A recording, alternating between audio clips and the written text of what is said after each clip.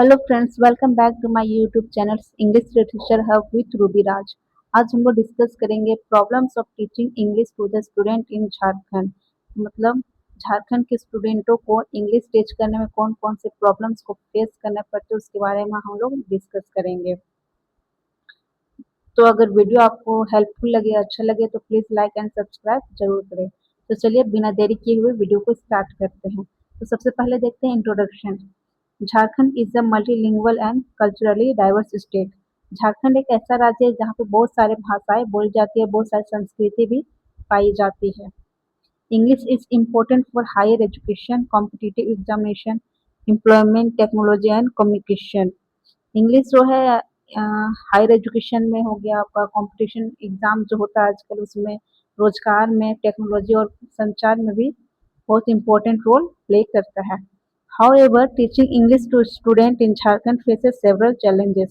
लेकिन हालांकि अभी भी देखा जाता है कि मतलब जो झारखंड के स्टूडेंट इंग्लिश को टीच करने में बहुत सारे प्रॉब्लम्स को वो फेस करते हैं। तो चलिए वही प्रॉब्लम्स को पॉइंट वाइज हम लोग देखते हैं। तो पहला नंबर में देखते हैं मल्टीलिंगुअल बैकग्राउंड।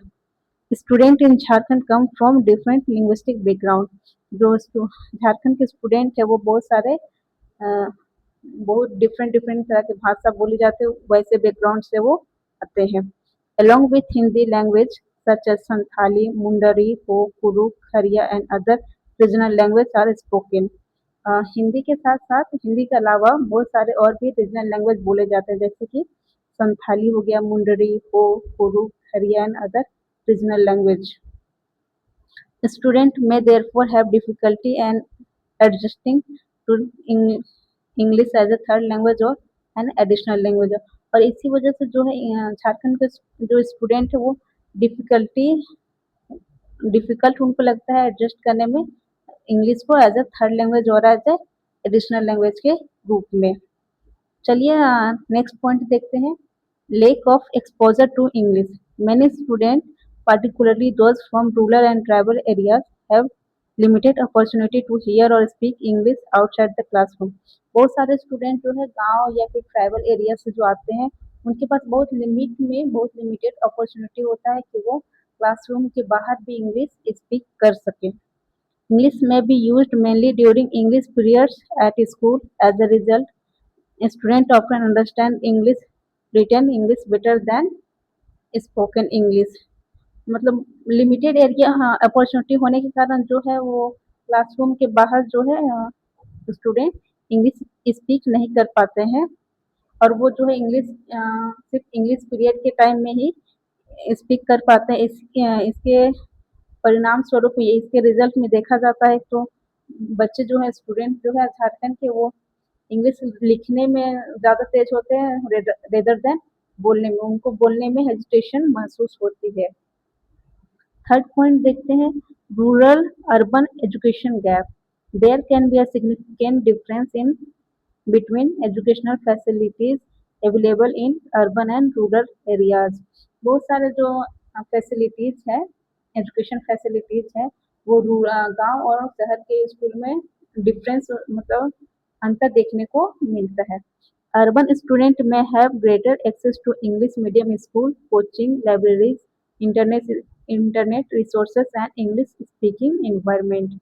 जो शहर के स्कूलों में जो होता है वहाँ पे जो इंग्लिश सीखने के जो माध्यम है वो बहुत सारे माध्यम वहाँ पे उपलब्ध रहते हैं, जबकि while student in remote area में हैव फ्यूअर सच अपॉर्चुनिटी। जो गांव के स्कूल हैं वहाँ पे बहुत कम ही ऐसे अपॉर्चुनिटी होते हैं जिससे वहाँ के जो स्टूडेंट हैं इंग्लिश को अच्छे से टीच कर पाए, स्पीक कर पाए। चलिए फोर्थ पॉइंट देखते हैं। Shortage of qualified English teachers. Some schools face difficulties in getting sufficient number of trained English teacher. बहुत सारे स्कूल में ये प्रॉब्लम होता है कि उनके पास sufficient number of English trained teacher जो है वो उपलब्ध नहीं रहते हैं।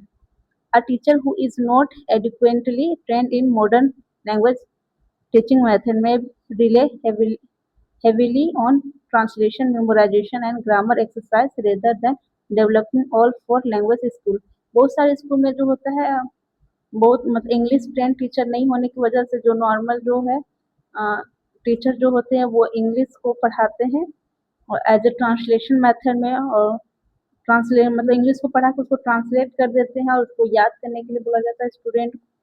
और जो ग्रामर को है वो एक्सरसाइज करवा देते हैं, और वो मतलब जो हम लोग का listening, reading, speaking, writing skill जो है उसको वो डेवलप करने पे ध्यान नहीं देते हैं।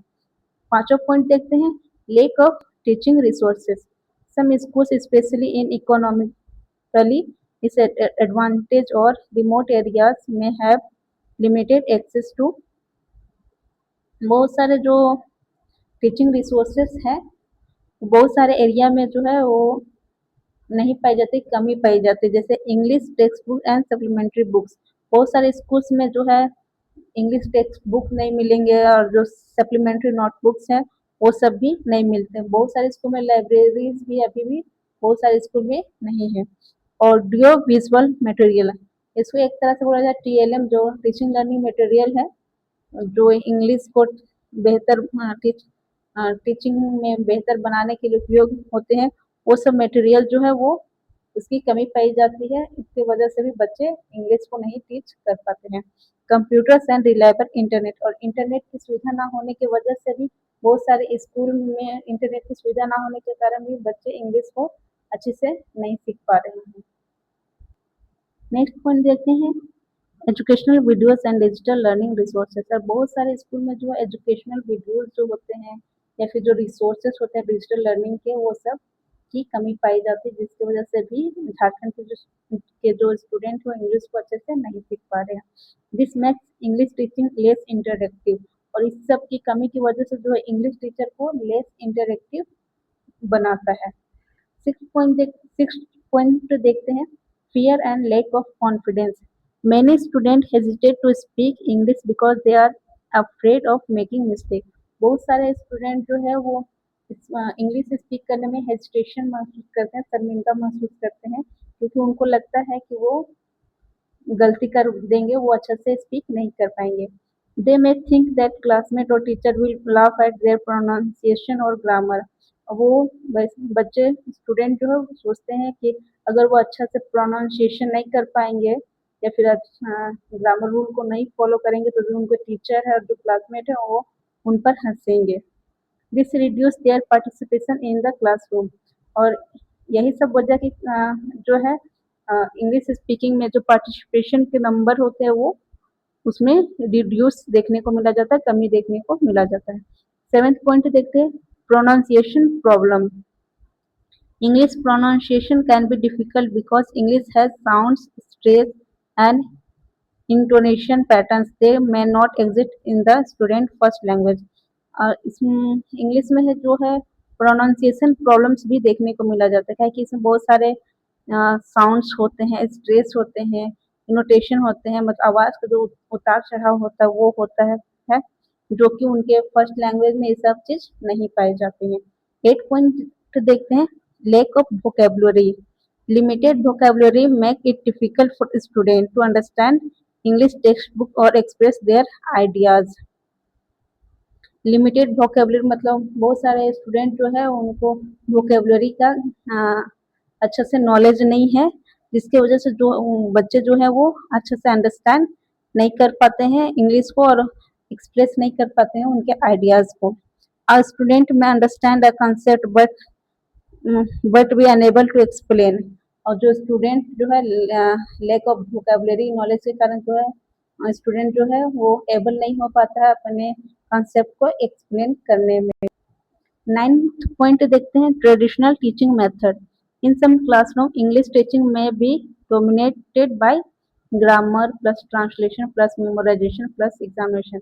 बहुत सारे स्कूल में जो अभी भी है ट्रेडिशनल टीचिंग मेथड को अपनाया जाता है, जिसमें इंग्लिश कैसे पढ़ाया जाता है, उसमें ग्रामर पढ़ाया जाता है, फिर ग्रामर को ट्रांसलेट किया जाता है, उसके बाद बच्चे को बोला जाता है कि इसको याद करके आना है फॉर एग्जामिनेशन। तो इसमें जो बच्चे जो बस मेमोराइजेशन पे मतलब याद करने पे वो ध्यान देते हैं, उसके कंसेप्ट को वो उस पर ध्यान नहीं दे पाते हैं। Student may memorize grammar rules and textbook answer but receive insufficient opportunity for actual communication. और इस वजह से जो स्टूडेंट जो है वो सिर्फ ग्रामर रूल्स को याद करते हैं और जो टेक्स्ट टेक्स्ट बुक के आंसर्स जो होते हैं उसको याद करते हैं। इस वजह से जो उनके पास लिमिटेड अपॉर्चुनिटी होता है कम्युनिकेट करने में इंग्लिश से। चलिए 10th पॉइंट देखते हैं, large classes. English in a skill based subject, student need opportunity to practice speaking and receive feedback. English जो है एक स्किल बेस्ड सब्जेक्ट है और इसमें स्टूडेंट को अपॉर्चुनिटी की आवश्यकता होती है कि वो प्रैक्टिस करे स्पीकिंग का और फीडबैक को वो रिसीव करे। In a large classroom it become difficult for one teacher to give individual attention to every learner. और बहुत बड़े क्लासरूम में टीचर्स के लिए प्रॉब्लम है कि वो प्रत्येक बच्चे पे इंडिविजुअल अटेंशन नहीं दे पाता, इस वजह से हर बच्चा इंग्लिश नहीं सीख पाता है। चलिए 11th पॉइंट देखते हैं, lack of teaching learning material. बहुत सारे स्कूल में जो है टीएलएम की कमी होती है, इस वजह से भी बच्चे जो है इंग्लिश को अच्छे से नहीं सीख पाते हैं। Some schools may have limited access to English newspaper, storybooks, audio materials, language laboratories and other supplementary resources। बहुत सारे स्कूल में जो है वो टीएलएम की कमी होती है, जैसे कि हो गया अगर इंग्लिश पढ़ना है तो इंग्लिश न्यूज़पेपर का होना ज़रूरी है, इंग्लिश स्टोरी बुक्स होने चाहिए, ऑडियो मटेरियल्स होने चाहिए, लैंग्वेज लेबोरेटरीज होने चाहिए और बहुत सारे संसाधन होने चाहिए जिसके थ्रू एक बच्चा जो है इंग्लिश को अच्छे से सीख पाए। This can make English teaching heavily dependent on the text book. और इसी वजह से जो बच्चे जो हैं वो पूरी तरह से टेक्स्ट बुक पे डिपेंड हो जाते हैं। नेक्स्ट पॉइंट देखते हैं, economical difficulties. Economical inequality can affect English learning. और जो आर्थिक असमानता है वो भी इंग्लिश लर्निंग को अफेक्ट करता है। Some student may have access to private tuition, English books, smartphones and internet facilities. बहुत सारे स्टूडेंट जिनके इकोनॉमिकल कंडीशन जो है अच्छी है वो प्राइवेट ट्यूशन लेते हैं इंग्लिश पढ़ने के लिए, इंग्लिश बुक्स खरीद के पढ़ते हैं, उनके पास स्मार्टफोन्स होते हैं, इंटरनेट की सुविधा उपलब्ध होती है जिसकी वजह से वो अच्छे से इंग्लिश सीख पाते हैं। वाइल अदर्स में depend almost entirely on school resources. और जो इकोनॉमिकली कमजोर होते हैं, आर्थिक रूप से जो कमजोर होते हैं वो पूरी तरह से लगभग स्कूल के जो संसाधन है उसी पे वो डिपेंड होते हैं। This create difference in learning opportunity. और यही इकोनॉमिकल इनइक्वालिटी भी लर्निंग अपॉर्चुनिटी में अंतर क्रिएट करता है। चलिए नेक्स्ट पॉइंट देखते हैं, digital divide. Digital resources can provide excellent opportunity for English learning through videos, audios, lesson, dictionaries and educational application. Digital divide जो होता है उसमें मतलब बहुत सारे रिसोर्सेज प्रोवाइड किया जाता है इंग्लिश लर्निंग में, जैसे वीडियोस हो गया, ऑडियो हो गया, डिक्शनरीज हो गया और एजुकेशनल जो एप्लीकेशन होते हैं वो सब रिसोर्सेज प्रोवाइड किए जाते हैं। However not every student has equal access to a smartphone, computers and reliable internet. लेकिन बहुत सारे स्टूडेंट जो आर्थिक रूप से कमजोर होते हैं, पिछड़े होते हैं, वो एबल नहीं होते कि वो ये सब जो रिसोर्सेज है उसमें अपनी पहुंच बना सके या फिर ये सब रिसोर्सेज का यूज करके वो इंग्लिश सीख सके। नेक्स्ट पॉइंट देखते हैं, examination oriented education. Student often concentrate on obtaining good marks. English teaching में खास करके देखा गया है, इंग्लिश टीचिंग में खास करके देखा गया है कि बच्चे जो है वो कंसेप्ट में नहीं जाते, वो बस एग्जाम में अच्छे मार्क्स लाने के लिए इंग्लिश को ऐसे रट्टा मार के पढ़ लेते हैं। Consequently, they may give more attention to writing memorized answer and grammar exercise than to develop real communication skill।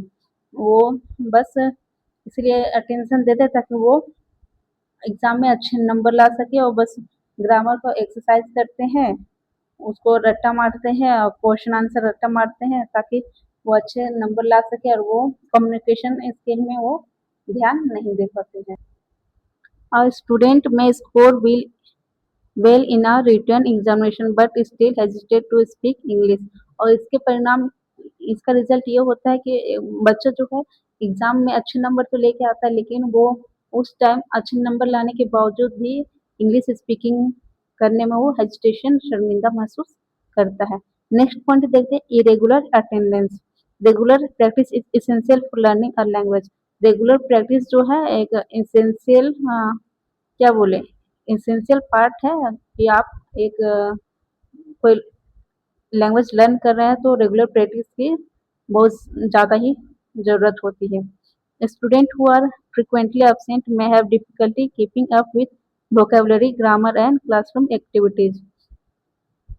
जो स्टूडेंट जो है वो रेगुलरली अटेंडेंस नहीं देते हैं, वो absent रहते हैं, उनके लिए एक प्रॉब्लम है कि वो जो लैंग्वेज लर्निंग है वो अच्छे से नहीं सीख पाएंगे, उनके लिए प्रॉब्लम प्रॉब्लम होगी और वो जो वोकेबलरी है, ग्रामर रूल्स वगैरह होते हैं, वो सब उन कॉन्सेप्ट जो है वो क्लियर नहीं कर पाएंगे। Psychological and social barriers, some learners may consider English as a difficult और unfamiliar subject.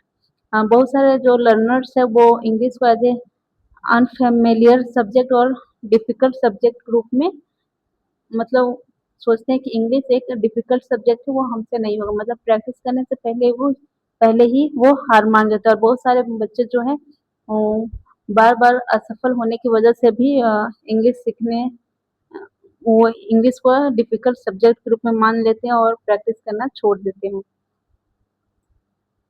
Social difference between learners can also influence confidence. और जो सोशल डिफरेंस है लर्नर्स के बीच में वो वो भी प्रभावित करता है कॉन्फिडेंस को जो स्टूडेंट के अंदर पाई जाती है। चलिए अब इसके मेजर सॉल्यूशन को देखते हैं कि क्या क्या सॉल्यूशन है जिसके थ्रू